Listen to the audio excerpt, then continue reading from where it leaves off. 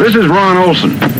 Ron's from Springfield, Oregon, and he heads up expeditions looking for the Bigfoot. Ron, tell me, just what is a Bigfoot? Excuse me a minute. Craig, hold that thing up a minute. Bigfoot, or Sasquatch as he's called in Canada, is a giant, hair-covered, human-like creature that's been reported more and more throughout the mountains of the northwestern United States and Canada. How big do they run? Many sightings have revealed this creature to be between 7 to 9 feet tall and 600 to 900 pounds. Well, now, let's hear the words of some people who had some first-hand experiences with Bigfoot. Welcome, WEMF listeners, to another wonderful episode of Steve Me Alone on WEMF Radio. We had so much fun last week talking about the world of creatures that may or may not exist, that possibly surround us in this mysterious world of ours, that we're going to do it again. We have, once again, here to talk to us about the mysterious world of cryptozoology, one Moose Garcia. Moose, how you doing today? I'm doing good. I'm slightly more prepared this time around than last time, so Excellent, man. Excited. Awesome.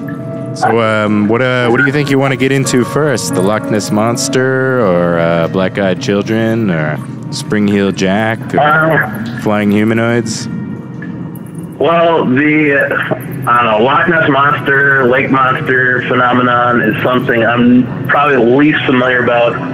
And to be honest, I'm probably the biggest skeptic as far as the Loch Ness Monster goes. I guess I would say I don't really believe in the Loch Ness Monster. Now, what is it that makes you think that Nessie does not exist? Mostly because there hasn't been any strong eyewitness reports that have happened in the last 40 years. Two, with the most famous photo being debunked as a hoax, kind of takes away any sort of real evidence. When was that famous photo debunked as a hoax? Well, I know that it was taken in the 1960s, I believe, and it was actually taken by a dentist. I see. Do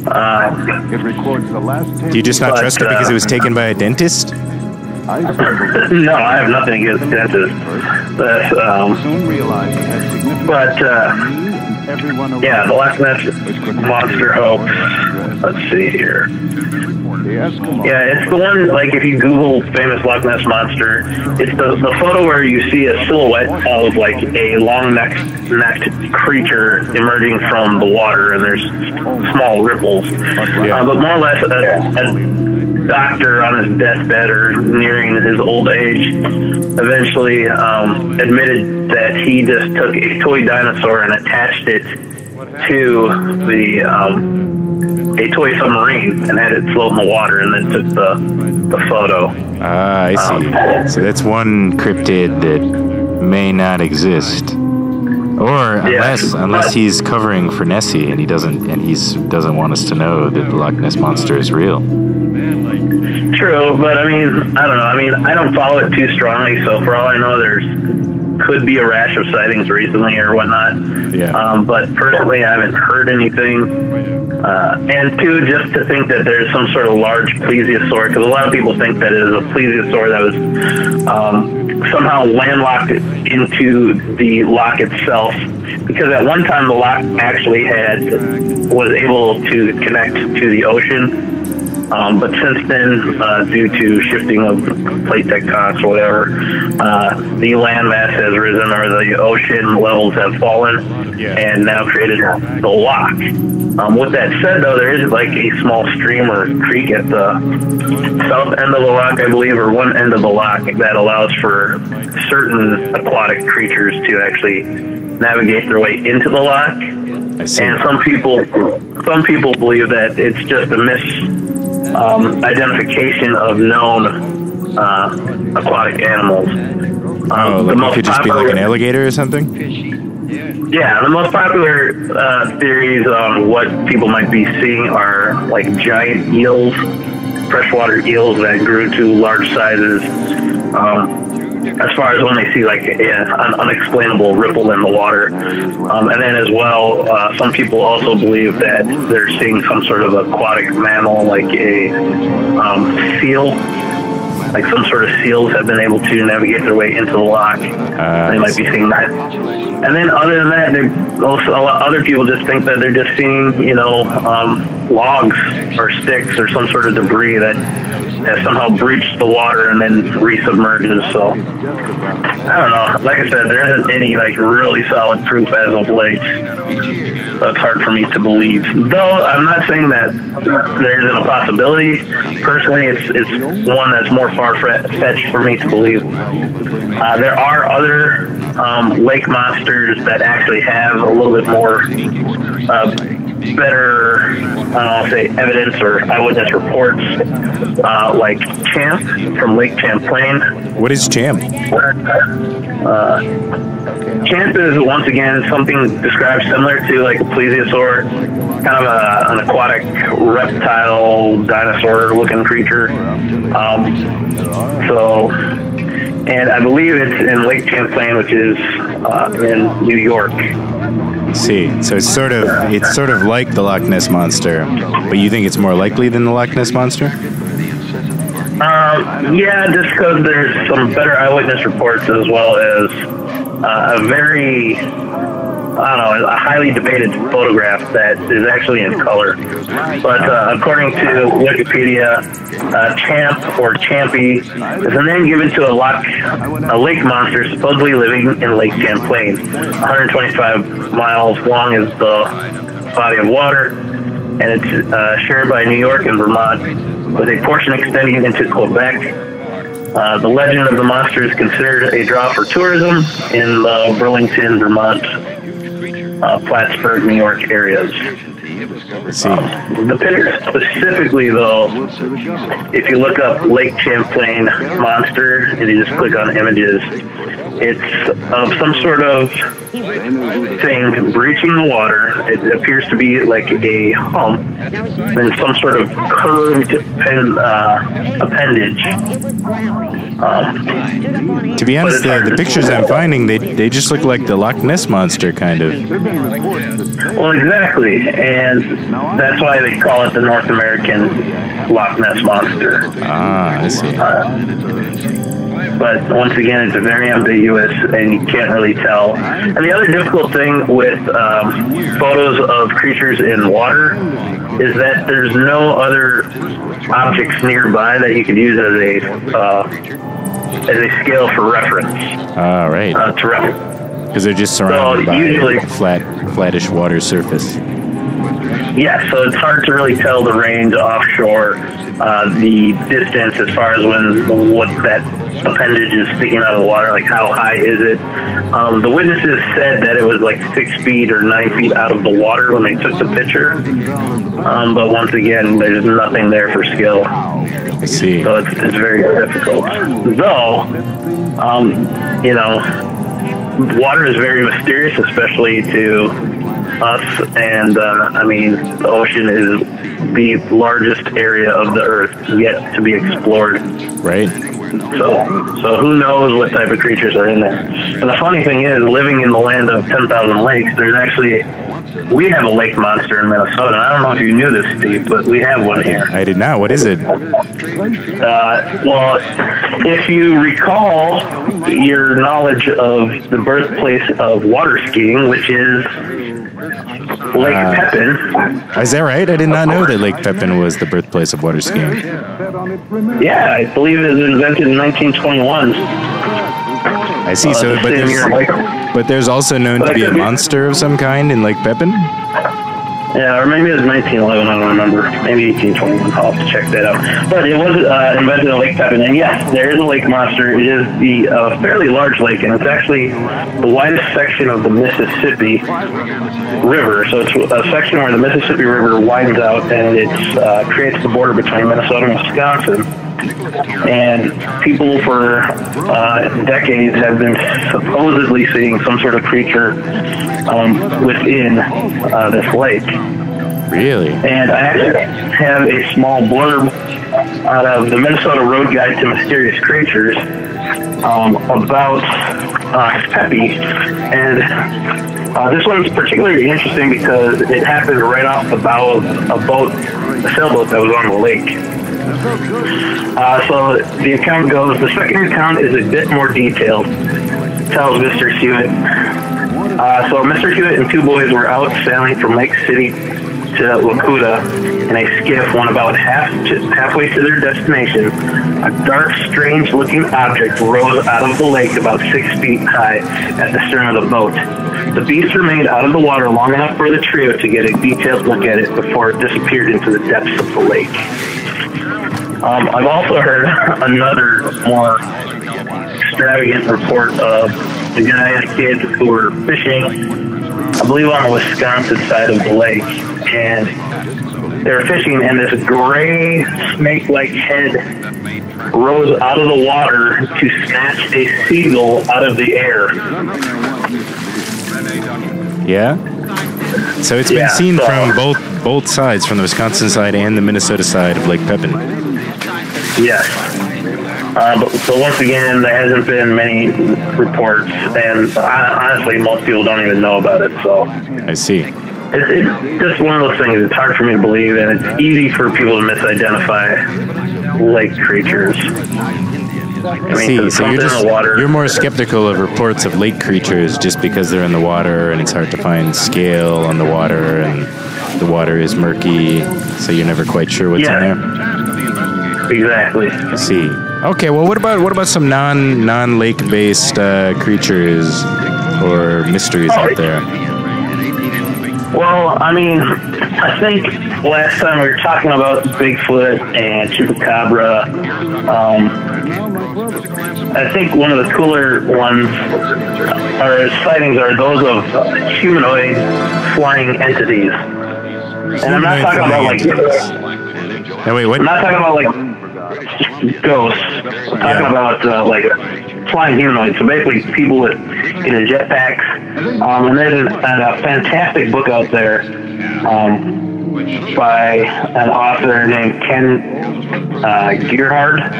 Okay. And it's called Encounters with Flying Humanoids. And he more or less catalogs all these like dozens, if not hundreds, of encounters with flying humanoids. And they vary from ones that are more animalistic, like a Moth Man or a Batman, to ones that are literally like from the future, where they're described more or less like the Rocketeer, if you're familiar with that movie. So wait, we have not only like Moth Man.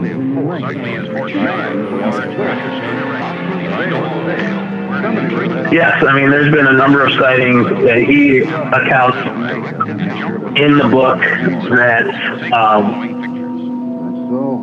tell of eyewitnesses seeing people with actual like apparatus strapped to their bodies, and like jetpacks and helmets and flying suits. It's pretty fascinating, some of these tales.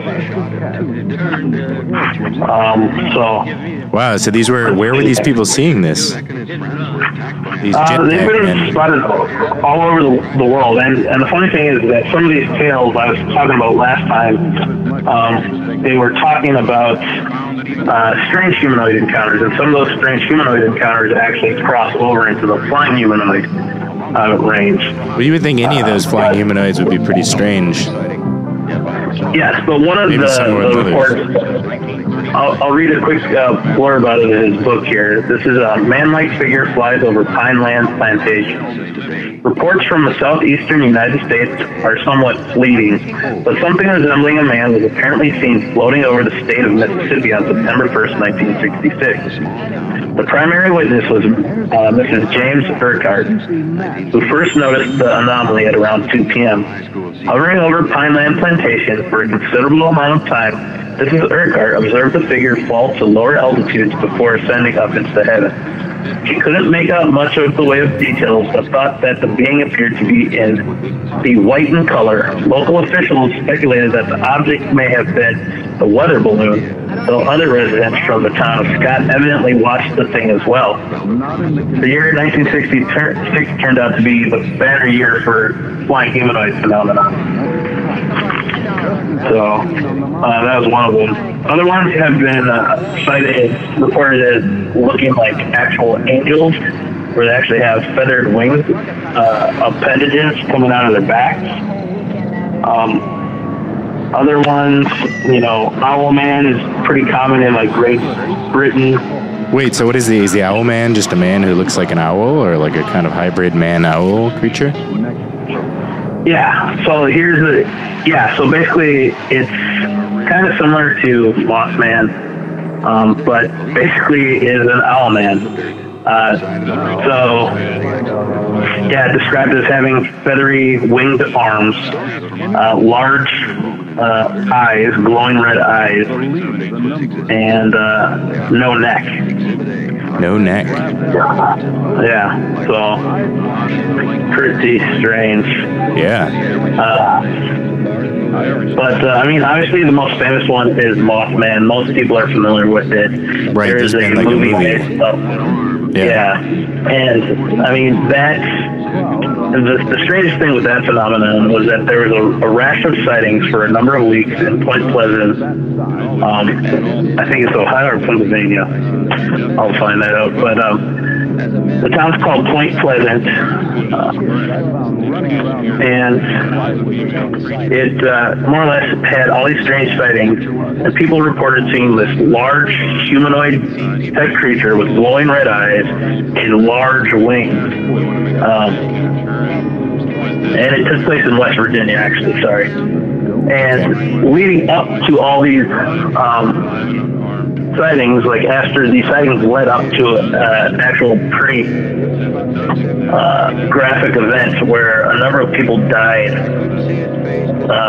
in a bridge collapse in that area. And once that bridge collapsed, the Moth Man was no longer seen. So a lot of people theorize that Moth Man had some sort of relation to the actual bridge collapsing, whether he was an omen, saying like something bad was going to happen, or if he was the direct result of the Silver Bridge collapse, which 46 people died. It happened on December 15th, 1967. Wow. But if he was, that would be an interesting way for him to be a result, because he stopped appearing after the bridge collapsed. So he would have to be like a result of the bridge collapsing in reverse time. Well, the other interesting thing, though, is, as you know, here in Minnesota, our 35W bridge collapsed a number of years ago. That's right. Were there any sightings of anything revolving around that? Yeah, supposedly 2 weeks prior to that bridge collapsing in southern Minnesota, I don't know the location specifically, but supposedly a woman had a Moth Man sighting. And if anything, that just said that supposedly, it's just saying Moth Man was in the area. I see. So Mothman is known to appear before tragedies, or? Some people believe that it's kind of similar to Lechuza, like I said last week, as it being a bad omen or a sign of a bad omen. Something bad is going to happen, or similar to the Wendigo being a sign that something bad or someone's going to die. I see. I guess, and I guess some people will see these creatures as being, an omen. Watch out, something's going to happen. Yeah. But I haven't heard anything, because I know there's that pedestrian bridge that collapsed in Florida. But I haven't heard anything as far as anyone saying they saw Mothman near the area when that happened. Right. So it seems like some of the creatures can be omens, but then others, like you don't really hear stories about Bigfoot being an omen, or the La Chupacabra being an omen. No, but there was a tale in a book I read by Jerome Clark, and he actually, in his book, The Unexplained Strange Sightings, Incredible Occurrences, and Puzzling Physical Phenomenon, 3rd edition, he actually has a fairly extensive chapter on mermaids and mer beings. Interesting. And where have some mermaids people- and mer-beings been sighted? Sorry, go on. Well, I believe all the early accounts of mermen and merbeings more or less took place in, Europe and the Mediterranean, Middle East. Along Israel, there's a lot of sightings. But surprisingly, in Lake Superior, one of the Great Lakes, there was a merman sighting. I'm looking it up here quick, but... Okay. Well, I mean, the Great Lakes are connected to the ocean, so... But this would imply that mermaid and mermen are... they can exist in saltwater and freshwater. Yes, but... I don't know, the interesting thing with this is that it wasn't saying that it was like an actual entity. They thought it more of a supernatural entity. Oh, so it was almost like a bird ghost? It was like a lake spirit, more or less. And I'll read you the account because this is considered one of the earliest actual documented cases of a merman sighting, and it actually went to the King's Court in Montreal. So according to Canada's National History Society, a prominent fur trader and merchant made the deposition at the Court of King's Bench in Montreal on November 13th, 1812. That in the year of 1782, on the 3rd of May, went on his return to Michilimackinac, present-day Mackinac Island, Michigan, on Lake Huron. Oh, I guess it took place on Lake Huron. My apologies. Okay. From the Grand Portage. Oh, from the Grand Portage. That's right. So he is leaving from northern Minnesota to head his way to Lake Huron.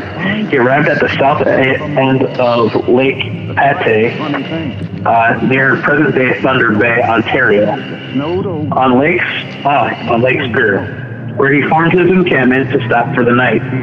Then, a little before sunset, the evening being clear and serene, Deponent was returning from setting his nets and reached his encampment a short time after the sun went down. That on disembarking, the Deponent happened to turn towards the lake when he observed about an acre or 3/4 of an acre distance from the bank where he stood an animal in the water.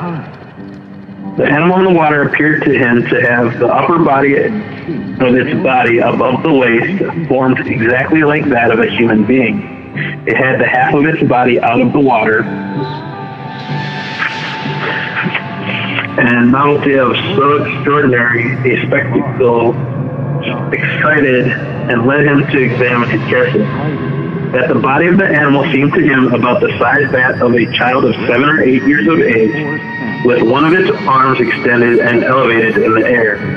The hand appeared to be composed of fingers exactly similar to those of a man, and the right arm was kept in an elevated position, while the left seemed to rest upon the hip, but the deponent did not see the latter, it being kept under the water. The deponent distinctly saw the features of the countenance, which bore an exact resemblance to those of the human face. The eyes were extremely brilliant, the nose small but handsomely shaped, the mouth proportionate to the rest of the face, the complexion of a brownish hue, somewhat similar to that of a young Negro, the ears well formed and corresponding to the other parts of the figure. He did not discover that the animal had any hair, but in the place of it he observed that woolly substance about an inch long on the top of its head, somewhat similar to that which grows on the heads of Negroes. Obviously, this is from 18 whatever, so the language is part of that time. But the animal looked to the opponent in the face with an aspect indicating uneasiness, but at the same time with a mixture of curiosity. And the deponent also, along with 3 other men who were with him at the time, and an old Indian woman to whom he had given a passage on his canoe, attentively examined the animal for the space of 3 or 4 minutes. The deponent formed the design of getting possession of the animal, if possible, and for this purpose endeavored to get hold of his gun, which was loaded at the time. with the intention of shooting it, but the Indian woman, who was near at the time, ran up to the deponent and, seizing him by his clothes, by her violent struggles, prevented his taking aim. During the time which he was occupied in this, the animal sunk underwater without changing its attitude, and disappearing was seen no more. The woman appeared highly indignant at the audacity of the deponent in offering to fire upon what she termed the god of the water and lakes, and ventured her anger in bitter reproaches, saying they would all infallibly perish, for the god of the waters would raise such a tempest as would dash them to pieces upon the rocks. The deponent remained quietly where he had fixed his encampment. That at about 10 or 11 at night they heard the dashing of the waves, accompanied with such a violent gale of wind, so as to render it necessary to drag their canoe up high on the beach, and the deponent was obliged to seek shelter from the violent storm, which continued for 3 days unabated. Is that the end of the account? It's interesting to me, like, the guy's first reaction, he sees like a small child-size humanoid creature in the water, and his first reaction is to shoot it. Like, what if it was just a kid who was in the lake? Well, I mean, this took place, you know, in sometime in the 1800s? 1782. Oh, 1782. Wow. Which, at the time in the region, it was more or less only occupied by, like, fur traders. Yeah. So it was sparsely populated, and it's still true wilderness still for a child of any age to be in the lake at night, out in the middle of nowhere. Plus, you've been in that lake. You know that lake's ice cold. Well, you're talking. So it's Lake Huron now? I don't know if I have been in Lake Huron. Yeah, I know Lake Superior gets cold. Yeah, it was Lake Superior. Oh, it was Lake Superior. Okay. Yeah. So, but I just found it interesting that the native woman had some insight to say that it was the god of the lake, and then as well on top of that, it was more or less once again an omen, or more or less saying that something bad was going to happen, because you had the thoughts of even shooting the god of the lake. And then for 3 days they were stuck on shore because the water was so rough and the wind was so bad. It's pretty interesting. Yeah. So it's implied that there was some relation between this guy trying to shoot the mer creature and the storm that came, keeping them on the shore. Yeah. And I mean, there's been a number of other, like, reports, mostly coming out of, like, Ireland in, like, the 16 and 1700s, where people who were walking along the shore actually ended up seeing female mermaids bathing on the rocks along the coast. And some of their sightings, supposedly, in Jerome Clark's research, said that they observed the creatures anywhere from 10 to 2 hours. So like 10 minutes to 2 hours. Really? Did they go try to speak to the creatures, or they just watch them from a distance? I think in one of the reports, the guy threw rocks at it, and as soon as he got the attention of the creature, it dipped in the water and took off. But the interesting thing is that's his first reaction, is he just throws rocks at it? Just to see what it'll do? Well, he said something and then he threw a rock. I don't know. Maybe it's a common Irish greeting. But I doubt that. Yeah. But I mean, if you see a half-naked fish lady laying on a rock, are you just going to go up and, like, say hi? No, you're probably Yeah, you're right. I probably would throw rocks too. Yeah, you know, if you had a rock, maybe I'd throw a pumpkin if I had a pumpkin. Yeah. But the interesting thing and the cool thing is that instead of hair, they had hair of some sort growing out of the top of the head, but they described it more as like ribbon-like, and it looked similar to like seaweed. Wait, why is it thin? Why is it significant? So their hair looked like seaweed? Yeah, so it wasn't like hair like we have, these thin strands of hair. They were like ribbon of things coming out of their head like hair. And there was a kind of mysterious photograph that turned up a couple years ago. That I think it was from Southeast Asia somewhere. Mermaid found on beach. And if you go on Google Images, yes, I'd say it's like the fourth or fifth image. If you search mermaid found on beach? Yeah, but I'm sure it's a hoax just because if this thing was real, it'd make way more news. But it did have the hair. Whoever made this hoax did their studying because the hair is exactly how it was described in those other reports. Wow, yeah, there's like a few photos, and they're all kind of like, they're all pretty creepy looking. One of them has very regular human hair on it, and the other ones seem to be much more decomposed and weird looking. And yeah, one of them looks like an alien. Octopus. One of the more famous mermaids actually was collected by Robert Ripley, who created the Ripley's Believe It or Not comics and museums. And somebody sent him in, or on his world travels, he got a taxidermied mermaid known as the Fiji mermaid. Yeah. So once he was exhibiting this in his shows, or?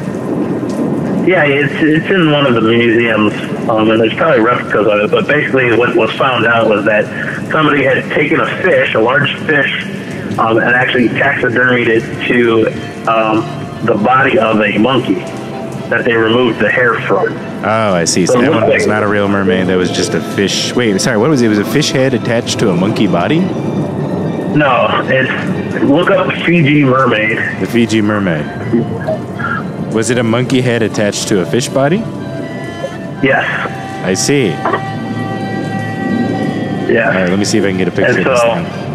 That does look a lot like a monkey head attached to a fish body. And it's like the upper torso of a monkey attached to a fish body. Wow.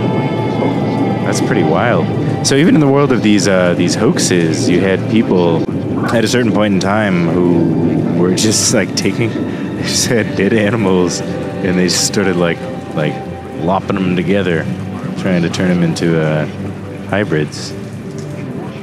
Yeah, but I mean, scary looking stuff. I mean, if you look at the legend of Bigfoot, there's been a number of hoaxes where people have tried to capitalize on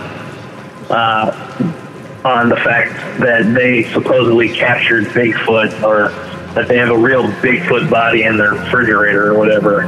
Really? So how does that pan out? What do they do? I mean, I don't understand. Like, do they just say that they have it, and then after the news comes, they say that they lost it, or like how does that work?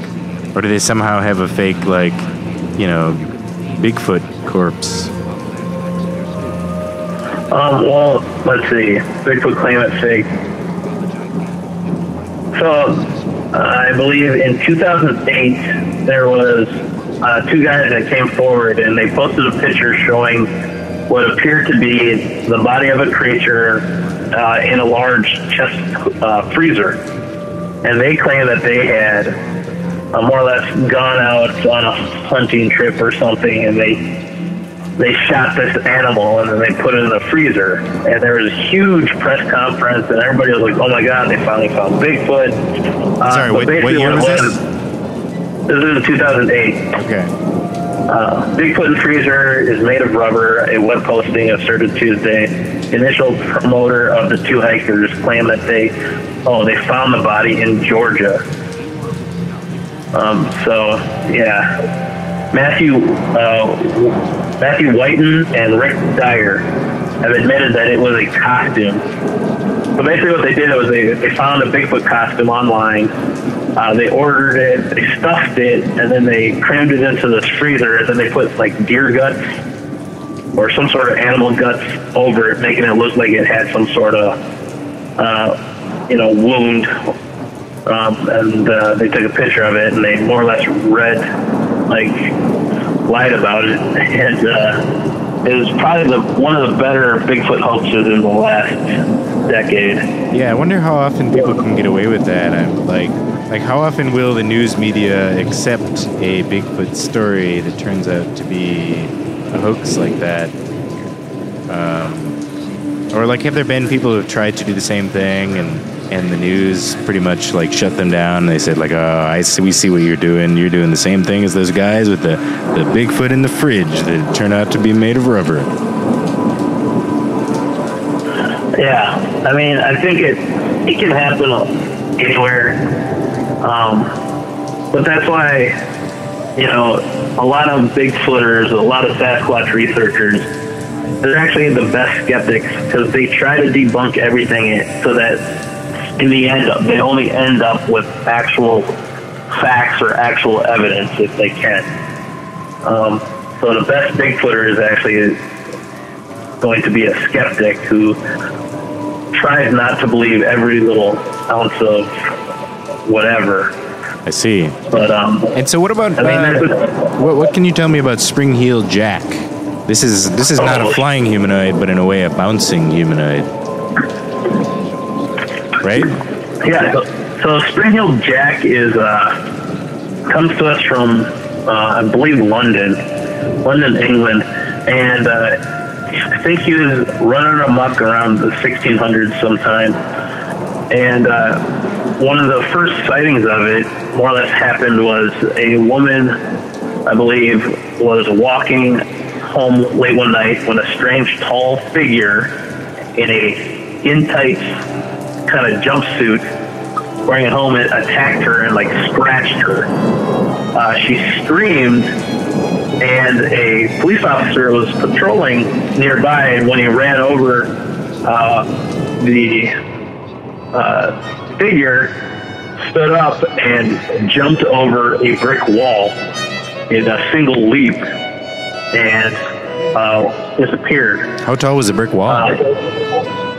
Like 12 feet or something. Pretty tall. Yeah, that's pretty high. And then there's other reports too of him. So there's a number of different reports.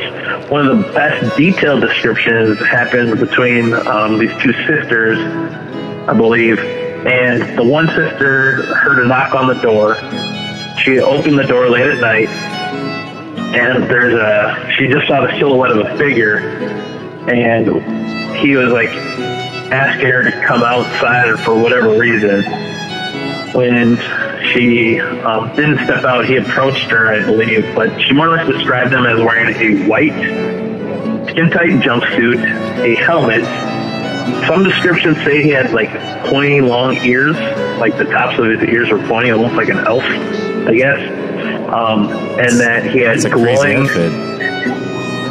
glowing eyes, and he was able to breathe like a blue glowing flame out of his mouth and chest. Out of his mouth and his chest? So there's like blue flames shooting out of his mouth and out of his chest?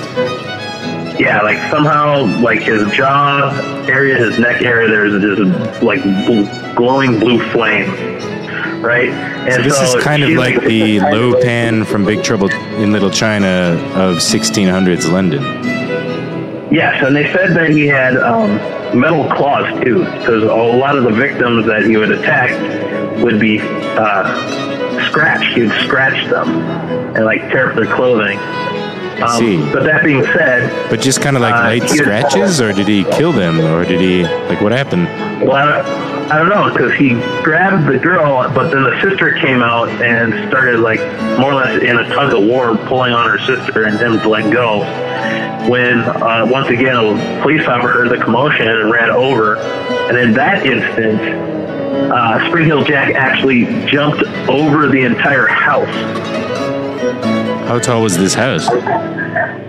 Well, I mean, it was like a normal house. I don't know. It didn't necessarily say, but... So we're talking even taller than the brick wall from before. Yeah, if you figure if it was even just a one-story house, you're still looking at the peak of the roof probably being anywhere from 15 to 20 feet tall. I don't know. Yeah. So it's pretty crazy. So wait, what else? So, was he mostly known for just jumping, like appearing and shooting blue flames out of his mouth and chest and then jumping away? Or like he just like scratched people a little bit and then jumped away? wearing this helmet and this white jumpsuit? He has claws, and he seems to attack females. Okay. That are alone, but whenever he's confronted, he runs away and he jumps over stuff. I see. So did he murder anyone, or did he just kind of scratch them and then run away and jump over stuff? As far as what I've heard, I don't believe he specifically murdered anyone. Though I don't know if he has some sort of relation to Jack the Ripper. I see. But Jack the Ripper was killing left and right, and this guy, just ran up to women, scratched them, ran away, and then leapt over buildings. Yes, but from then there's been other reports of similar entities that could jump over things and jump great distances. Where? One of them, also in London or elsewhere, or like what time period? France, India.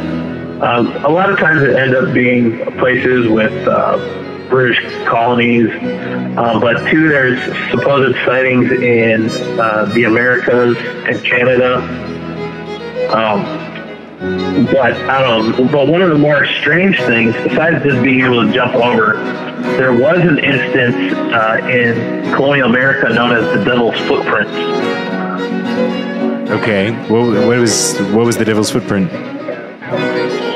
So the Devil's Footprints appeared somewhere along the East colonial America. I don't really know the time, but basically a fresh snowfall had happened. Oh wait, no, maybe not. Here we go. Devil's Footprints was a phenomenon that occurred during February 1855 around the Essex estuary in east and southeast, Devon, England. So I guess it took place in England. Okay. But basically there's a fresh snowfall and overnight, and once the townspeople woke up, they found this track of hooved prints going in a straight line that cut straight through town. But the interesting thing is that the tracks didn't just go through the road and follow the road straight through. It literally went over anything that was in its way. So if you followed the tracks and it came to a fence, the tracks continued right on the other side. If the tracks came to a house, the tracks were up on the roof of the house and then over to the other side. And the even more astonishing thing, supposedly, was that the tracks didn't just end at the edge of town. They continued, and towns in this line that were in line with these tracks, stretching anywhere from 40 to 100 miles away, had these tracks. Wow. Now, but in that case, you almost have to wonder if this person could walk through walls or something, right? Because you think if they saw, you think you'd notice if it was like a big epic jump over a building and then a land onto the ground. You know, wouldn't the tracks look a little bit different?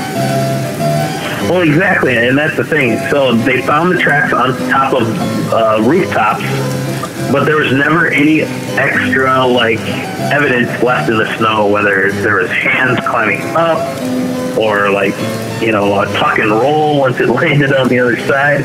There were just these clean hoop tracks that went on for 100 miles.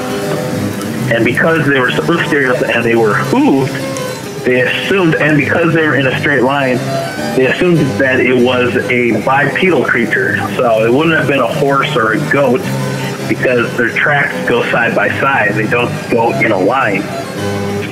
And because they're in a straight line, you'd have to assume that it was a bipedal creature of some sort, and the only bipedal creature that people were familiar with were that of the devil, who supposedly has the bottom half of his body as goat feet. Wow. Now, Moose, feet of some sort. I am pretty sure your dad once encountered the devil.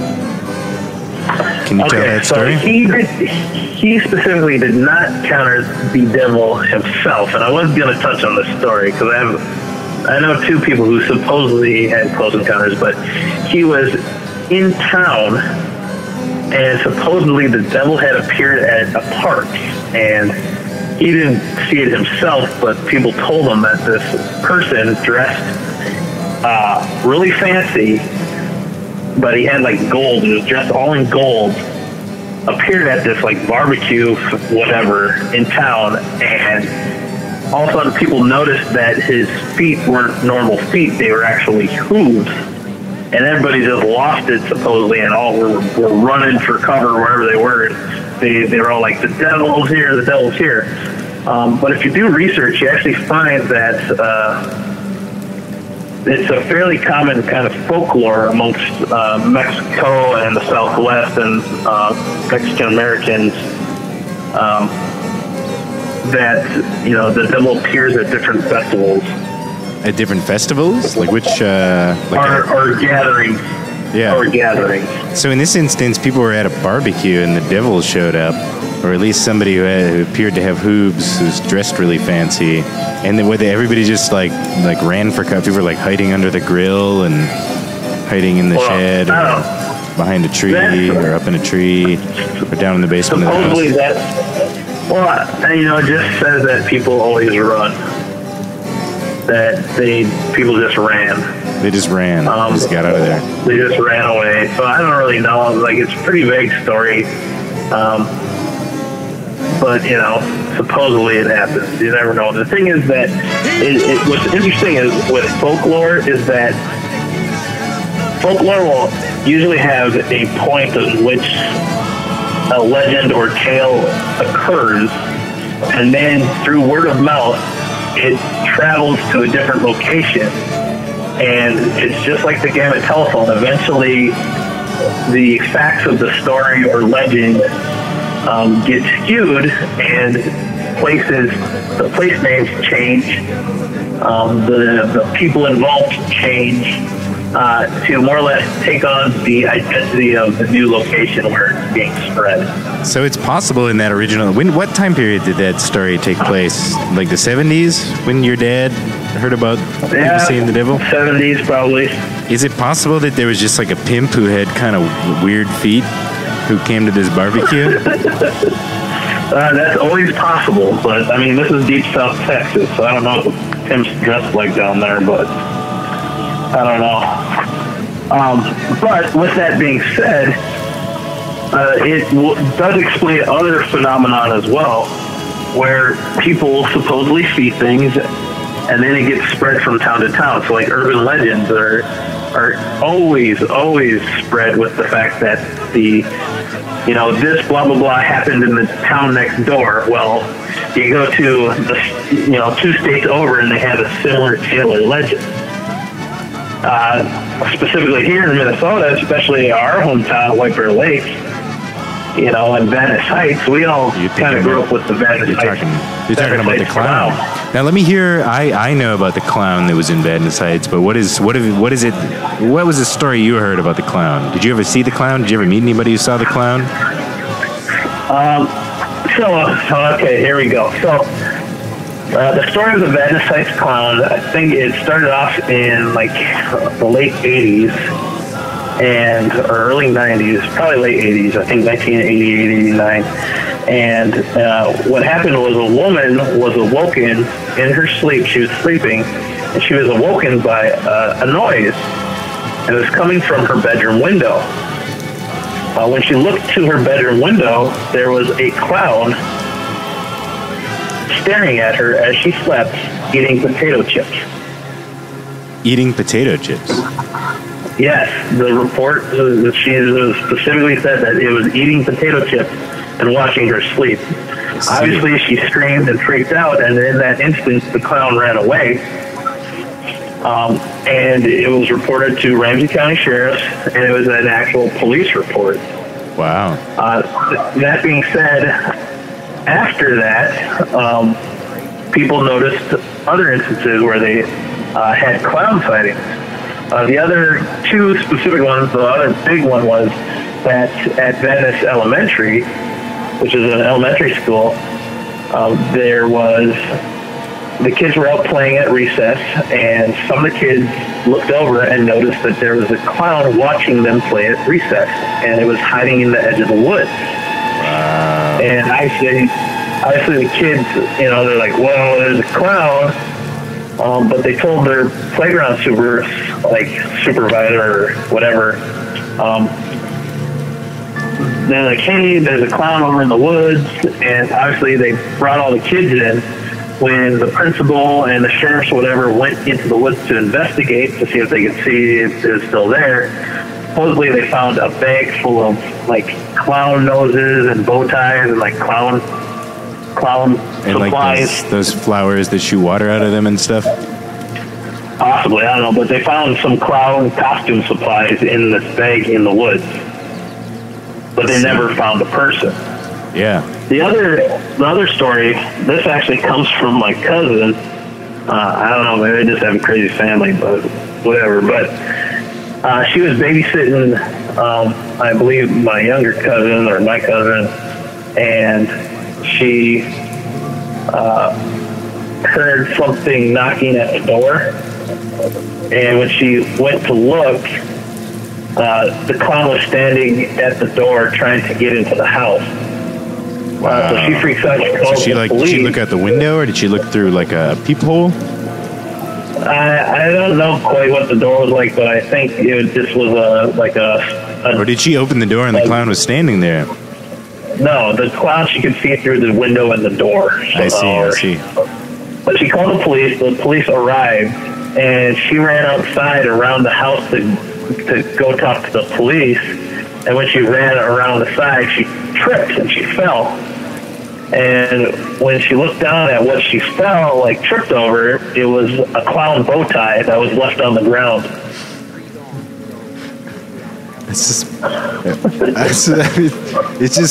It's kind of funny because it's like a clown bow tie seems like a small object, or like it would be hard to trip over, a piece of cloth like that.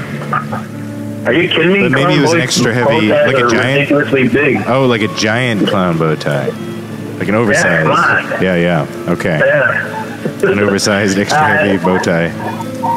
Yes. Right. So now the last piece of story to this mysterious clown, vanitized clown, was I used to work third shift at a gas station, and Ramsey County Sheriffs would come in and grab a cup of coffee, whatever. And I actually talked to one of the old-timer sheriffs who was on the department during that time, and I asked him, hey, was that real? Were there actual police calls and reports of sightings? And he's like, yeah. When the clown started to appear, we doubled our patrols in the area, and we were specifically on patrol and told to search out anyone dressed like a clown. Wow. And so one night when he was on patrol, all of a sudden a clown did a cartwheel in front of his car in the street. Just out of nowhere, this clown came out and did a cartwheel and then took off running. So wait. I'm just imagining, was this guy driving down the road at 40 miles an hour and there's a clown that just cartwheels across the road in front of him and then off into the woods on the side or something? Yeah, he was driving through the residential areas of Venice Heights. Okay. The clown did a cartwheel in front of his car, so he was maybe cruising around 20 or 30 miles an hour. The clown did a cartwheel and just bolted. And so he got on the radio. He's like, hey, I saw the clown. He's in this area. He just did a cartwheel in front of my car. I'm going to get him. And so he said that he was driving around. He was able to cut off the clown and more or less got him into the backyard of someone's yard.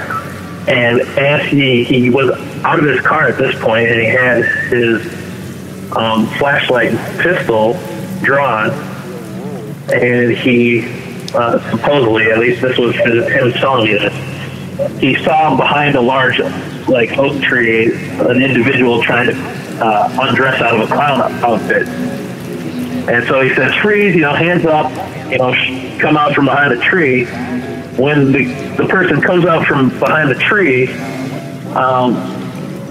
he realizes that he was the chief of the fire department's son. Okay. So he found the clown, but it wasn't really the clown. It was a teenager who happened to be the son of the fire department chief, who thought it'd be funny to dress up like the clown and try to scare people, knowing that people were actually seeing some sort of a clown. Ah, I see. So was he the original clown, or was he someone who was, getting in on the clown mania? No, it turned out he had just gotten the costume and decided to do that night for the first time, and he took off running because he realized he just did a cartwheel in front of a police car. Wow. Yeah, I do remember that story. That story was apparently a big enough deal that when I was a kid, I remember my parents talking to me about that. I was like a little kid, and they're like, "Now don't be scared, but there's been people seeing a clown near the Vadnais Heights Elementary School. But don't worry, it's just some guy who's from clown school who was trying to practice with the kids. He was just practicing clowning at the wrong place," or something like that. But yeah, that was a big deal. I mean, that was a legitimate, urban legend that was making the rounds. Definitely, based on a real clown or not, we don't know. Maybe. Well, that's the thing.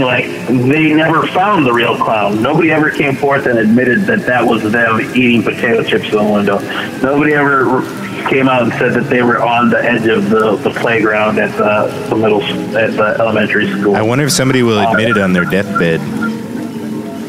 Well, there's a fabulous book known as Mysterious America, written by Lauren Coleman, and he more or less, once again, documents all sorts of strange occurrences, cryptozoology, just strange happenings throughout America.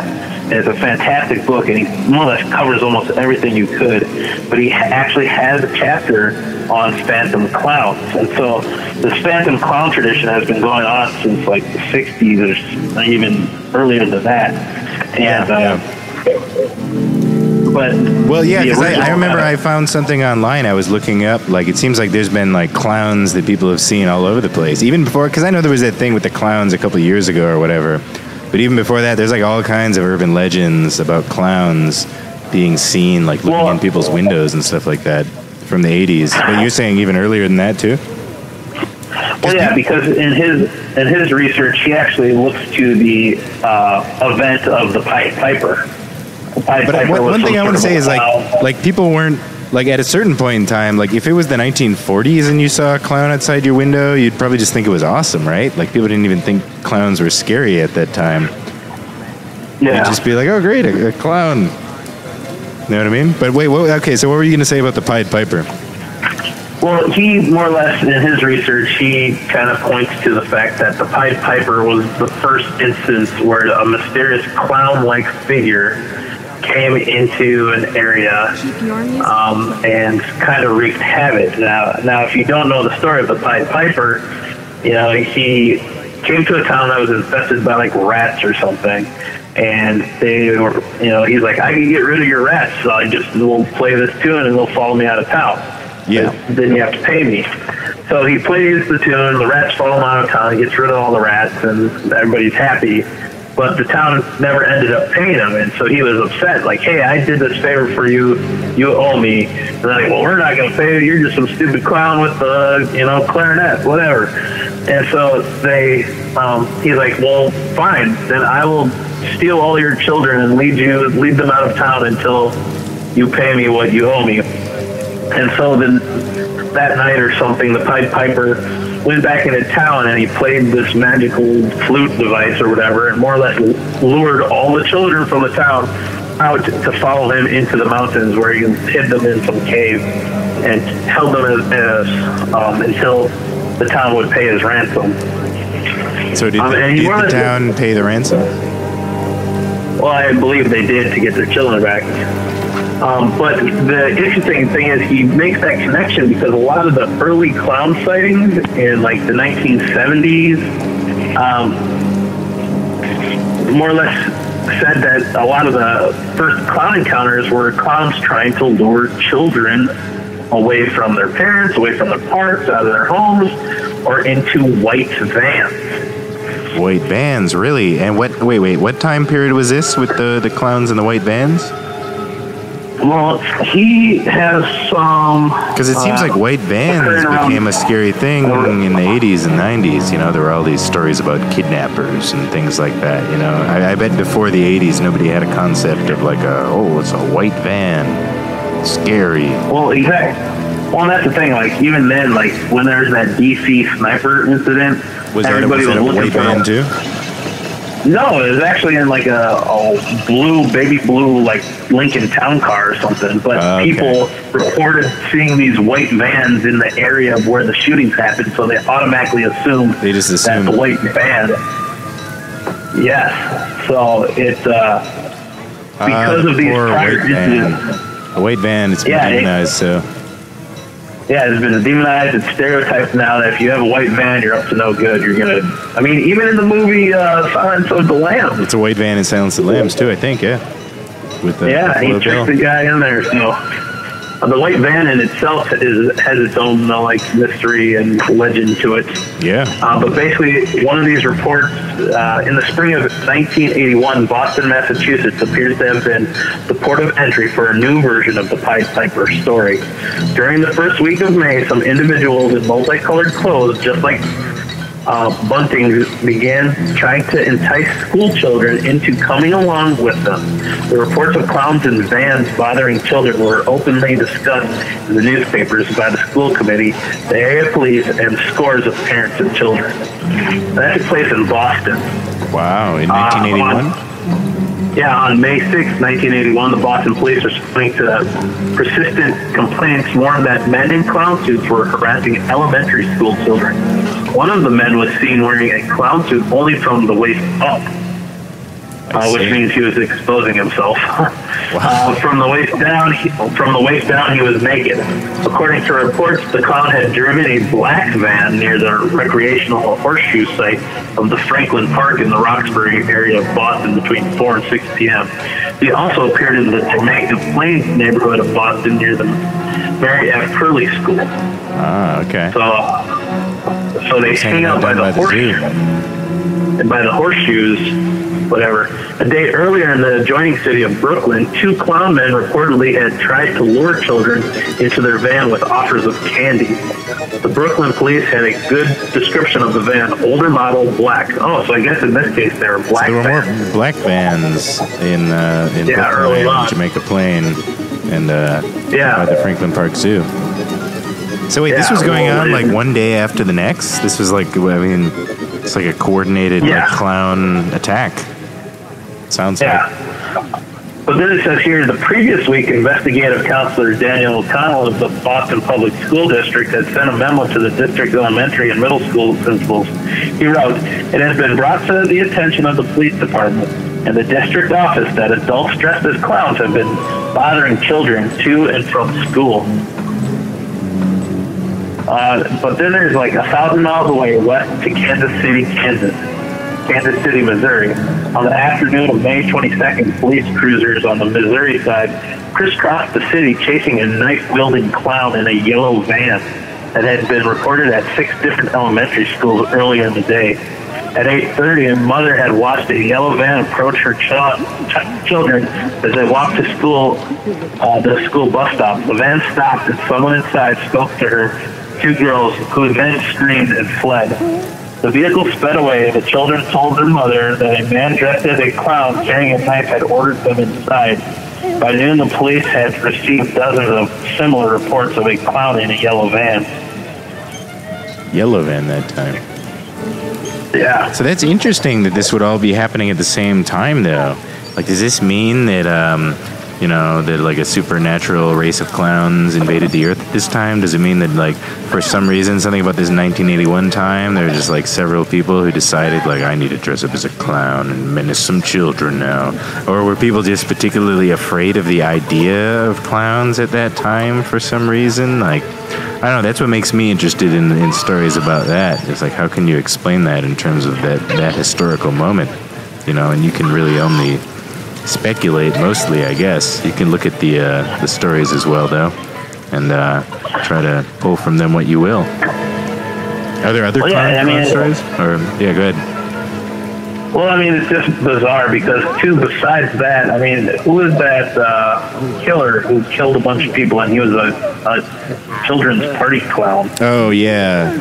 I wonder if that was not long before these clown sightings. Like, I'm just interested in the timeline. Like, was that guy arrested before this or after this? I wonder. Yeah. Oh, and for whatever reason, in this chapter, one police officer actually saw the vampire. A police officer saw the vampire?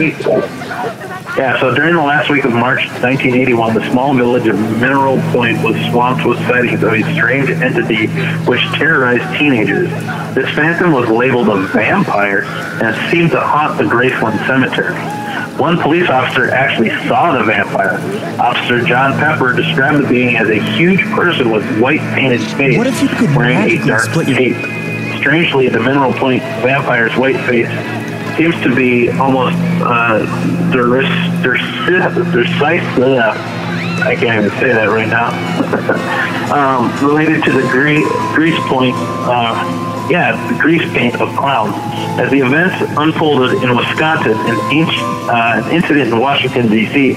would distract the media's attention from the vampire's terror. The sightings quickly faded from the press and public consciousness when President Ronald Reagan was nearly assassinated on March 30th.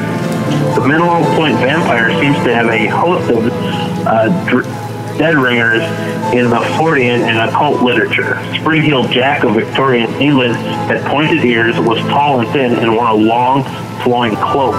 Spring-heeled Jack terrorized women of his day with a mysterious blue light he shone from his chest, and the weird mist that issued from this lantern. Closely allied to the Mineral Point vampire also is the Mad Gasser of Mattoon, who sent fear into the heart of that Illinois community in 1944. And then there's the strange story of the dark-cloaked, tall, grinning man that stepped out of a UFO on a rainy night in 1966 and into the life of the Woody Derenberger of Mineral Wells, West Virginia. Woody Derenberger's encounter propelled him into the world of contactees from Mineral Point, Wisconsin to Mineral Wells, West Virginia. A connectiveness between these mysterious beings seems to exist. That's right. Now we haven't even said a word about the Mad Gasser of Mattoon until now. What the hell was the Mad Gasser of Mattoon? It's a great name. Yeah, it is a great name. So the Mad Gasser of Mattoon took place in 1944, and what happened was during the summer, most people, at least in 1944, they didn't have air conditioning like we have it now or anything close to that. So people slept with their windows open. While a couple was awoken by a strange gas seeping into their bedroom, and they suddenly started to vomit violently, and they were paralyzed from like the waist down, and they don't know what it was, but it lasted for a number of hours before it finally wore off. But this gasser was this figure dressed in dark clothing, black clothing, and carried some sort of a canister apparatus that people believed was holding this noxious gas, and this person would, for whatever reason, expose this gas into the bedrooms of people that were sleeping, and then would take off. So I can read about it here. Sure. Give us a passage. Let's see here. Until the late summer of 1944, Mattoon, Illinois had nothing in its history to distinguish itself beyond the fact that in 1861, General Ulysses S. Grant had arrived there to muster the 21st Illinois Infantry into state service. Other than that, Mattoon was a typical, peaceful, little Midwestern city. Population 15,827 in the 1940 census. Depending for its livelihood on the railroads and prosperous farmlands that surround it, Then one night, the first of a series of events would occur that would shake Mattoon out of its complacent anonymity and draw to it the attention of the entire nation. And within 2 weeks, its citizens would be the object of ridicule for falling victim. So it was said to classic mass hysteria because they insisted something was happening to them that authorities said could not be taking place. In the end, Mattoon and perhaps the truth as well would lose. So this is what happened. During the early morning hours of August 31st, a resident of the city woke up feeling ill. He tottered out of bed, stumbled into the bathroom, and vomited. Then he roused his wife to ask her if she had left on the gas. "I don't think so," she said, "but I'll check." When she tried to get up, she discovered that she was paralyzed. Shortly after, a housewife in another part of town awoke when she heard her daughter coughing. She got up to find she could barely walk. The next evening at about 11 p.m., Mrs. Kearney, also asleep in her bedroom shared with her 3-year-old daughter, Dorothy, was stirred from slumber at the sudden appearance of a peculiar smell. I first noticed a sickening sweet odor in the bedroom, she later told a reporter from the local newspaper. But at the time, I thought that it might be from flowers outside the window. But the odor grew stronger when I began to feel a paralysis of my legs and lower body. I got frightened and screamed. Mrs. Kearney's neighbors searched the yard and the rest of the neighborhood without finding any clues to the origin of the mysterious gas. Police investigations proved similarly unproductive. But at 12:30 a.m., as he arrived home from work, Mr. Kearney caught a glimpse of someone who matched the later description of the Mad Gasser of Mattoon, as the newspapers would call him. The stranger who stood at the window was, said Kearney, tall, dressed in dark clothing, and wearing a tight-fitting cap. When Kearney approached, she fled. Kearney pursued, but could not catch him. The next day, Mrs. Kearney complained of having burned lips and parched mouth and throat. It was the Kearney report that brought the Mattoon Journal-Gazette into the picture. Wow. So by September 5th, the police had received 4 more reports of gas attacks. Each time the individuals concerned said they first had sniffed a sweet, silkly sweet odor, then became nauseated and partially paralyzed for 30 to 90 minutes. During the afternoon of September 5th, according to a news account, police checked what they thought might be a hideout for the anesthetic prowler, but found nothing to bear out the theory. That same evening, a woman named Mrs. Beulah Cordes handed over to police the first concrete physical trace of the Gasser's existence. Mrs. Cordes and her husband, Carl, had returned home, entering the house through the back door about 10:30 that night. Mrs. Cordes proceeded to the front door, and while unlocking it, she spotted a white cloth on the porch. Here, she picked it up and noticed that it had been soaked in some kind of liquid. When I inhaled the fumes from the cloth, she related subsequently had a sensation similar to coming in contact with a strong electrical current. The feeling raced down my body to my feet and then seemed to settle in my knees. It was a feeling of paralysis. She suddenly vomited. Several minutes later, her lips and face swelled and burned. Her mouth began to bleed, and she lost her ability to speak. 2 hours later, the condition was gone. Wow. It's pretty amazing. Well, Moose, sadly, we are just about out of time. This has been another fascinating series of stories. Do you think you can tell one more account that will last just a couple of minutes, and we can kind of ride out the show on that account? Well, we can talk about the Van Meter Monster. Okay, all right. So what can you say about the Van Meter Monster? So, once again, I don't know, I'm speaking from the top of my head, but the Van Meter Monster, there's a place in Iowa known as Van Meter, Iowa, and I think it was in the 1800s. There was, at night, this bright light appeared, and the people that were present witnessed on top of this building a large winged humanoid creature standing atop the adjacent building that was two stories tall. and it had a ridiculously bright light emitted from some sort of horn coming out of the top of its head. The people that witnessed it described it as being brighter than anything they had ever seen. Wow. So I would imagine it'd be bright like a blinding light coming out of this horn. Like a headlight.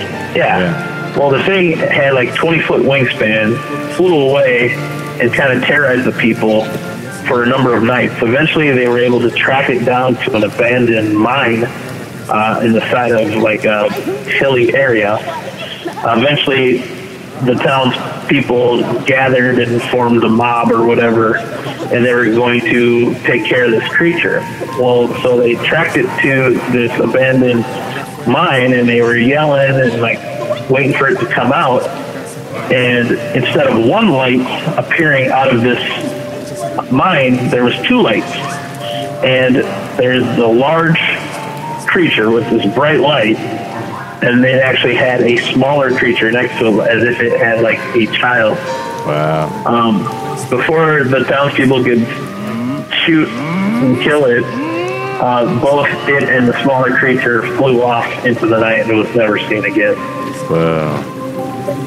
Well, Moose, this has been another amazing show. Who knows? We might even have to make this thing a trilogy. We might have to return to this again soon. Thank you once again for all these amazing tales. But sadly, it's time for us to go. But sorry, go ahead. Yeah, it's not just me. I appreciate Lauren Coleman and all the other authors I was able to read from. So. Oh, and you should shout out your YouTube channel real quick while you're here. Oh, I have a YouTube channel where I review outdoor camping gear and whatnot, so you can look up Moose's Gear Goo Review, and if you're lucky, I might even vlog about my trip to a Bigfoot festival or something. That's right. So Moose's Gear Goo Review. One vlog about the Bigfoot festival, and eagerly awaiting the next. But all right. Yes. Well then, I think it's time for us to finish up again here on another episode of Steve Me Alone. I would like to thank all of you for joining us here today, including you, Moose. You're welcome. I appreciate you having me. I want all of you to remember to tune in to the many great TV programs and radio programs around town, such as Papa Can You Wink, the CCTV TV program done by Tyrone Jones and Jess Jarva, and sometimes a guy in a monkey suit. And don't forget to tune in to the Social Conditioning Wrap-Up Show, still airing on Twitch every Saturday night, late at night sometime, probably about 11 p.m. Social Conditioning still in exile. When and where will Social Conditioning return? Well, I guess we will find out soon enough. Stay strong out there, everybody. Look for the mysteries in the darkness around you. Do not avert your eyes. You never know what might be drawing near at any time. Good night, everybody.